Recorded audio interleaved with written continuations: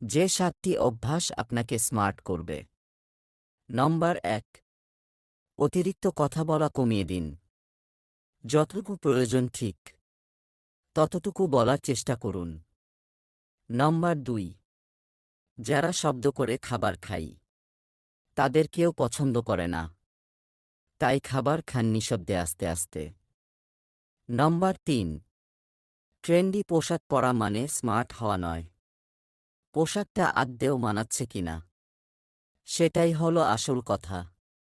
নম্বর 4, হেসে সুন্দর করে কথা বলাটাও স্মার্টনেস, তাই বলে কথায় কথায় হাসবেন না, এটাও শোভন নয়, পরিমিত হাসুন। নম্বর 5, যে কোনো পরিবেশে মানিয়ে চলাটাই স্মার্টনেস। আপনার মনের অবস্থা যদি খারাপও হয় তাও সবার সাথে ভালো ব্যবহার করুন।